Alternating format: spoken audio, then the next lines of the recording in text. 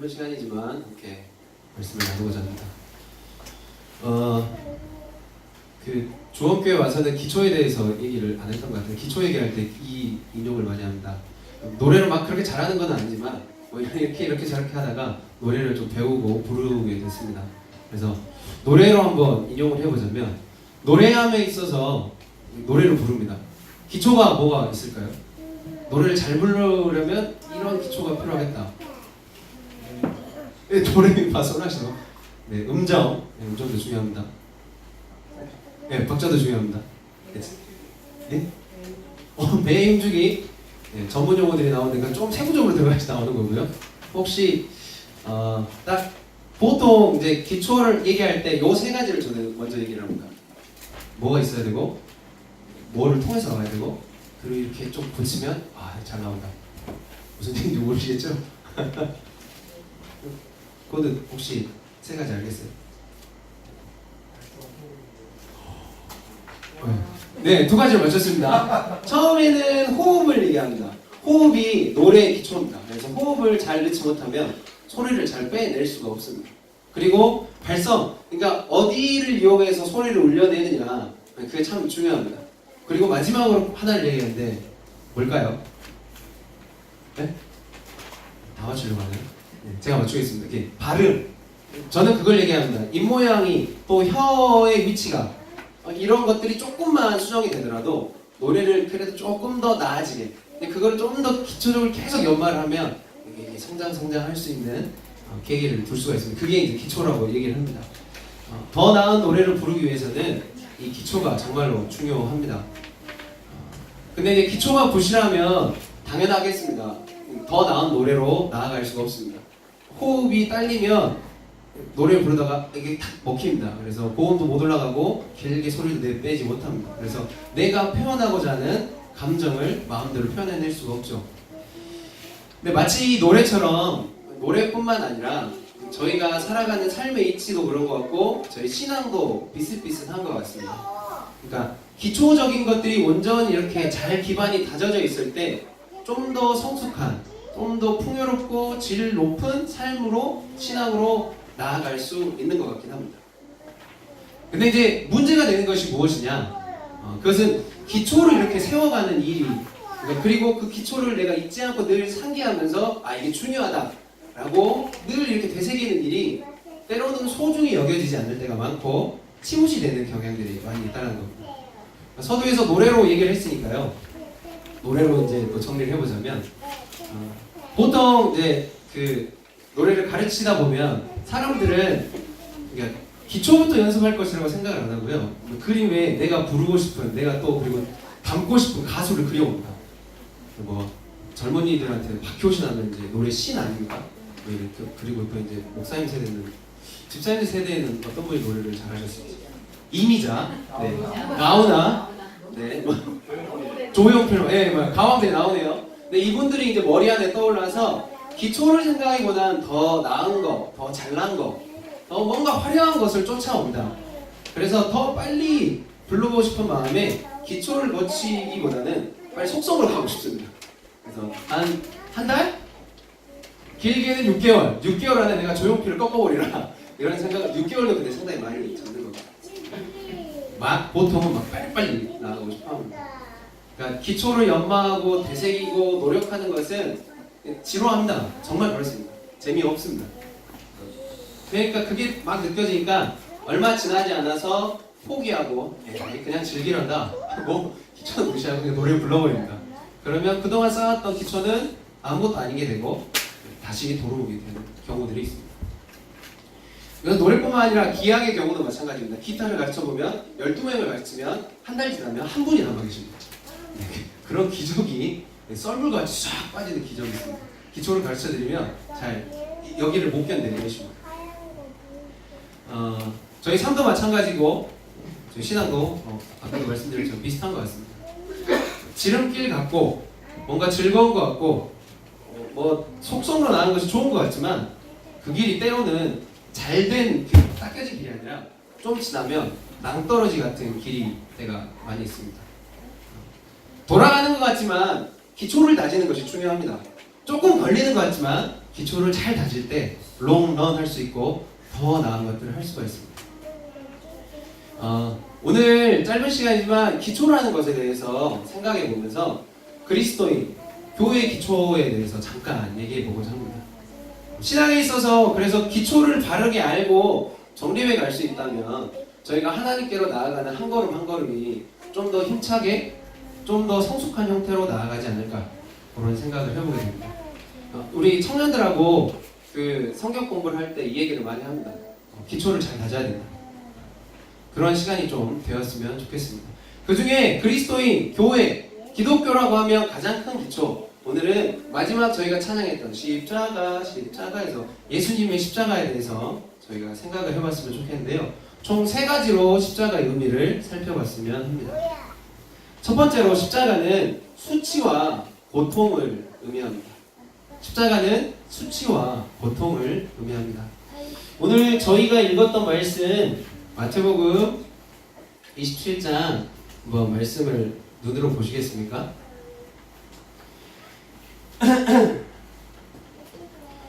29절 중반절에 보면 희롱하여 이르되 라고 얘기하고 31절에 보면 희롱을 했다 라고 얘기를 합니다. 예수님은 그 십자가를 지러 이제 가시는 걸음 가운데 로마 군병들에게 희롱을 당하십니다. 중간에 홍포를 입혔다고 얘기하는데 로마 정복 이전에 동방의 헬라 군주가 입었던 옷과 흡사한 모양을 이렇게 해서 저 왕 봐라 하면서 이게 힐난하는 그런 장면이라고 합니다. 근데 로마 군정들만 이 예수님을 희롱한 게 아닙니다. 저기 읽지는 않았지만요, 39절부터 44절까지 보시면 유대인들의 어떤 내용들이 나옵니다. 지나가는 이들, 또 그리고 서기관과 장로들, 함께 십자가에 못 박혔던 그 강도들도 예수님을 조롱하고 모욕을 합니다. 십자가라는 것은 하나님께서 저희를 구원하시는 구원 사역 가운데 매우 중요한 사건입니다. 근데 예수님이 그 십자가를 치러 가시는, 그 구원 사역을 완성해 가시는 십자가로 가는 그 길로 나아가는 예수님 앞에는 상당히 잔인하고 괴로운 것들이 기다리고 있었습니다.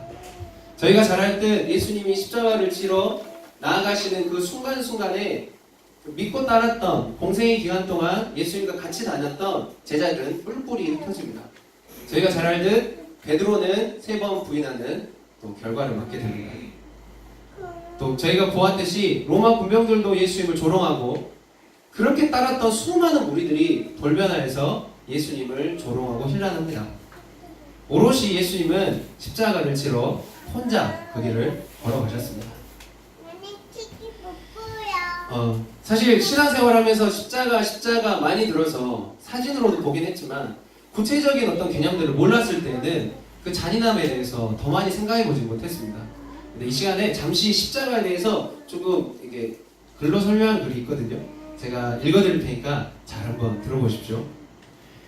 십자가는 고대 세계에서 가장 수치스럽고 고통스러운 사형법이다.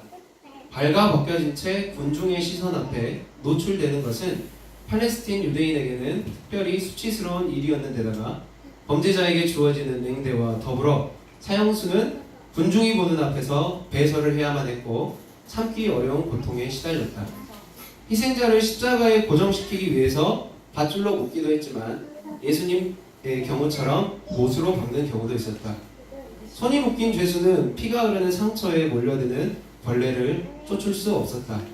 죄수의 체중으로 인해 몸이 늘어지면 호흡이 점점 가빠졌다. 발밑에 있는 받침대가 지탱에 도움을 주긴 했지만 시간이 흐르면 마침내 기력이 쇠진하게 마련이었고 결국 며칠이 지나면, 저는 당장에 죽으신 줄 알았는데 며칠이 지나면, 그 십자가 형벌을 이런 식으로 표현을 하더라고요. 며칠이 지나면 그냥 고통으로 순간에 직사하는 게 아니라 숨을 쉬지 못하고 질식사하는 것이 죄수의 운명이었다. 이게 이제 십자가를 설명하는 글이었습니다. 그러니까 정신적으로 피해를 받습니다. 데미지를 얻습니다. 그 십자가를 짊어지고 가는 길 가운데 계속적인 피난을 받고요. 또 그리고 아까 중간에 읽어드렸지만 그 위에 올라서서, 그러니까 다 오픈되어 있으니까요. 자기의 배설물들이 다 흘러내려옵니다. 그리고 육체적으로 고난을 받고 거기가 끝이 아니라 시간이 지나서 보통 이 십자가역은 질식사가 대부분이라고 하더라고요. 가장 잔인무도했던 형벌, 예수님께서는요 그 수치와 고통을 온전히 받아내셨다라고 성경에서 얘기를 하고 있습니다. 왜 그러셨을까? 우리가 다 잘 알고 있는 내용입니다. 마가복음 10장 45절에 보시면요 이렇게 말씀합니다. 인자가 온 것은 섬김을 받으려 함이 아니라 도리어 섬기려 하고 자기 목숨을 많은 사람의 대속물로 주려 함이니라.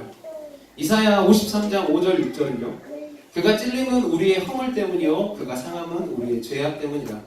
그가 징계를 받음으로 우리는 평화를 누리고 그가 채찍에 맞음으로 우리는 마음을 받았도다. 우리는 다 양 같아서 그릇 행하여 각기 제 길로 갔거늘 여호와께서는 우리 모두의 죄악을 그에게 담당시키셨도다.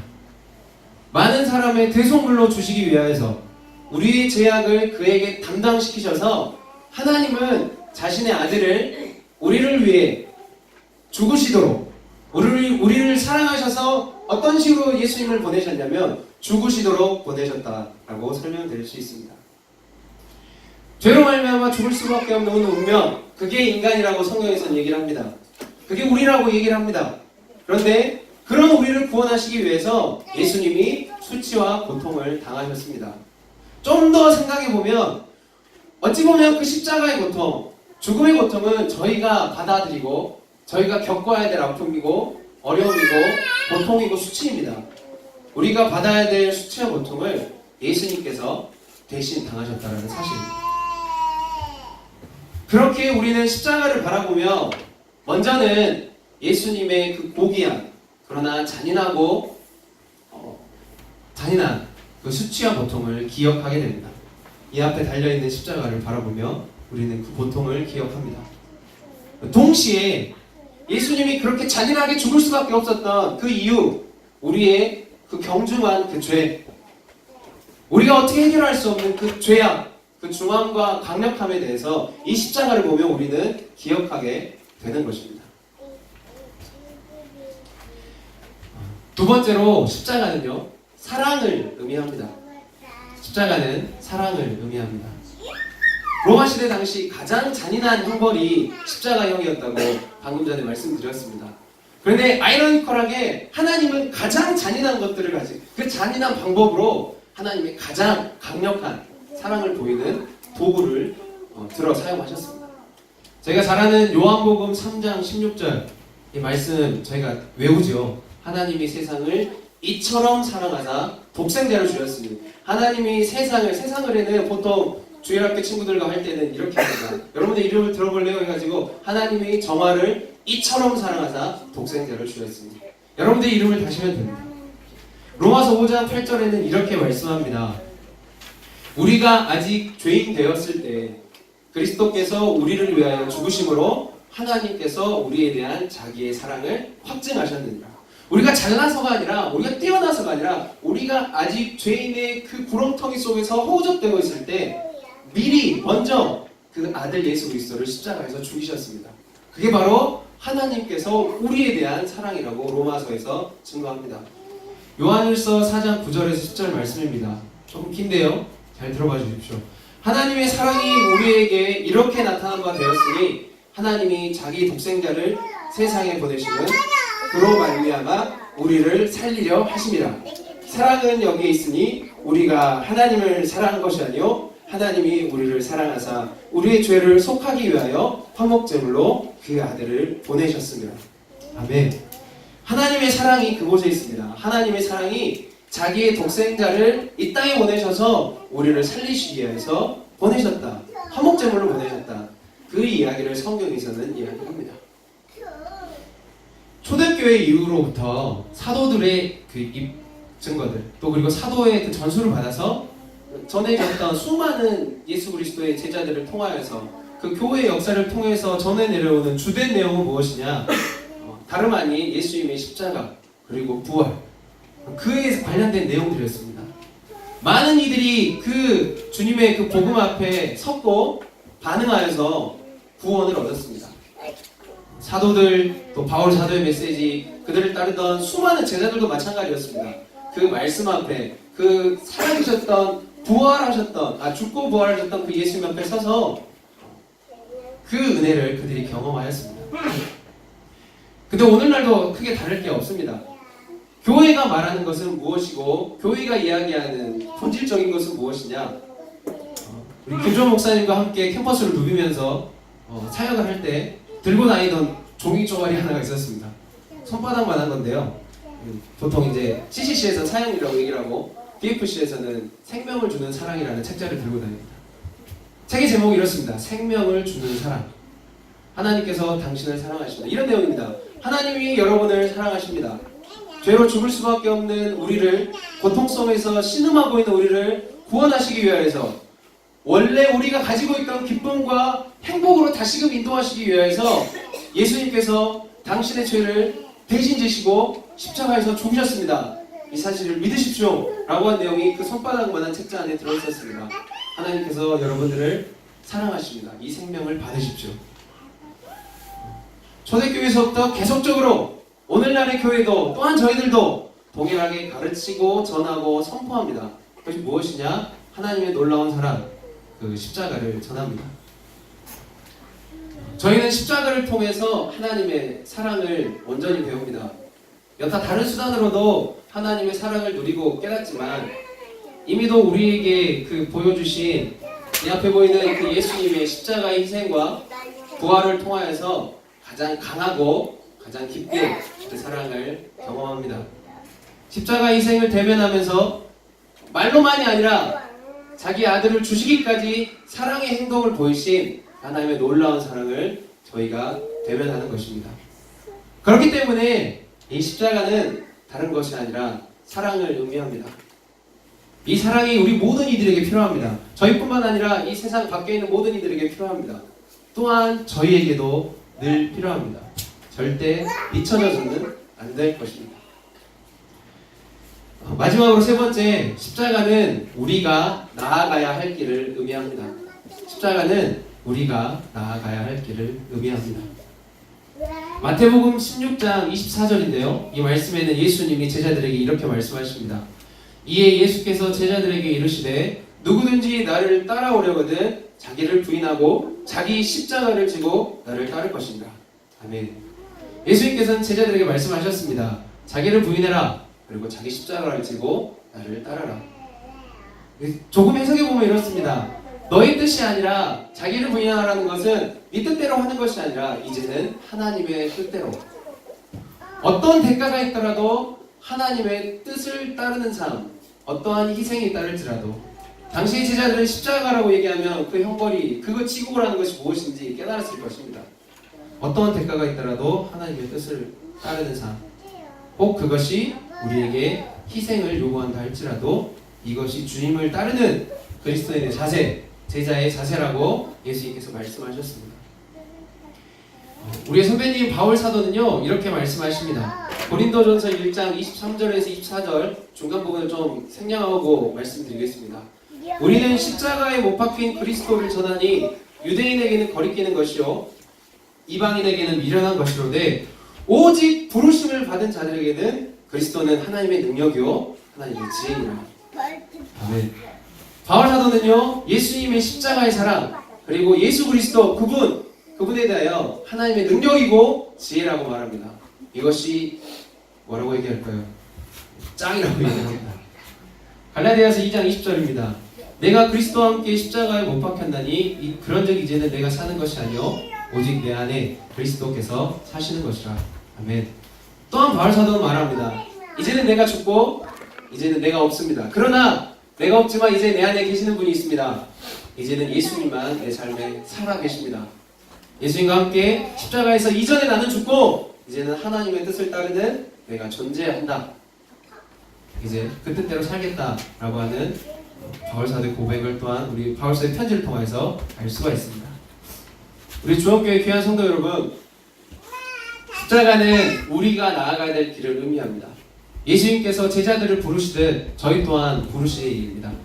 예수님의 그 엄중한 부르심, 예수님께서 먼저 걸어가셨던 십자가 희생의 길, 바울 사도뿐만 아니라 수많은 믿음의 선진들이 따라 걸어가셨던 그 경선하고 위대하고 어찌 보면 두렵고 잔인하게 보이는, 그러나 가장 값진 그 십자가 희생의 길, 그 길이 이어져서 오늘날 저희에게까지 왔습니다. 이제는 저희의 차례입니다. 그 길을 저희 또한 따라서 나아가야 할 것입니다. 특별히 저희가 이제 동천동에서 농성동으로 이사를 왔습니다. 동천동에 삶을 마치고 농성도로 옮겨온 저희 주원교회 걸음 가운데 우리를 교회로 부르신 하나님의 그 부르심 앞에 묵묵히 순종하며 나아가야 될 십자가 희생이 무엇일까? 그 십자가 희생을 실천하는 모양은 우리에게 어떠한 것일까? 하나님 앞에 물어야 될 것이고 하나님이 말씀하시는 것들을 겸손히 들어야 할 것이고 믿음으로 순종하여 나아가야 할 것입니다. 결론을 지으며 정리하고자 합니다. 십자가는 수치와 고통을 의미합니다. 동시에 우리가 가지고 있는 그 죄악의 추악함을 보여주기도 합니다. 십자가는 사랑을 의미합니다. 하나님의 놀라운 사랑을 우리는 볼 수 있습니다. 십자가는 우리가 나아가야 할 길을 의미합니다. 마지막으로 이 말씀 잠깐 나누고 마무리하겠습니다. 우리 아이들과 또 이제 캠퍼스에 있는 청년들과 성경 공부를 많이 하게 됩니다. 요즘에는 신학 공부해서 캠퍼스 가서 잠시 내려놔서 만나는 경우들이 많이 없습니다. 그래도 이제 종종 어떻게든 만나보려고 힘을 쓰고 있습니다. 개 중에는 초신자들을 만납니다. 근데 많은 이들이 그 교회에 다녔던 친구들이 선교단체 많이 들어옵니다. 근데 그들과 이야기를 나누며 처음에 교재를 딱 펴면 나가는 게 무엇이냐, 죄에 대해서 이야기하고 방금 전에 얘기한 십자가에 대해서 이야기를 합니다. 아이들에게 묻습니다. 이거 어떻게 생각하니? 들었습니다. 알고 있습니다. 그런데 뒤에 나오는 말이 관심이 없습니다. 그 얘기를 들으면서 여러 가지 생각을 하게 됩니다. 더 전해야 되겠구나. 더 이것들을 이야기하겠구나. 그러면서 아이들에게 얘기하죠. 믿기에 소망합니다. 그런 생각을 해봅니다. 십자가가 우리에게 아까 처음에 얘기하던 기초처럼 쉽게 넘어가고 있지는 않은지, 때로는 너무 많이 이야기 되니까 그냥 그렇게 지나가고 있는 것이 아닌지, 가장 귀한 것인데도요, 제가 좀 돌아봤으면 좋겠습니다. 그 십자가의 사랑을 믿음으로 소유할 수 있는 여러분들이 되셨으면 좋겠고, 또 그 십자가의 사랑으로 하나님의 능력과 지혜를 온전히 누리며 하루하루의 삶의 걸음 가운데 승리의 걸음을 그 주님을 의지하여 나아갈 수 있는 제 모든 성도님들이 되시길 소망합니다. 잘 기도하겠습니다.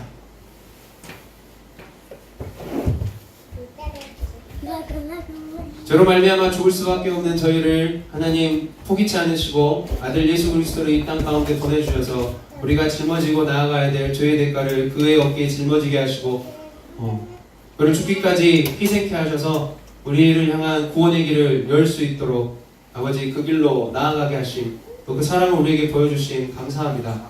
우리의 신앙이 그곳에 서 있습니다. 우리의 믿음이 그곳 가운데 있음을 또한 고백합니다. 늘 주님께서 우리를 위해서 지셨던 그 십자가를 잊지 않고 기억하며 늘 되새기며 살아갈 수 있도록 인도하여 주시고, 어떠한 고난과 어려움 속에서도 모진 풍파 고난들이 있을지라도 주님께서 나를 그렇게 사랑하셨고 인도하여 주셨기에 능히 이기며 그 은혜를 의지하여 승리하며 나아가는 아버지 주님 뜻대로 또한 나아갈 수 있는 저희 걸음들이 될 수 있도록 인도하여 주시옵소서. 이끄실 하나님을 찬양합니다. 예수님 이름으로 기도드렸습니다. 아멘.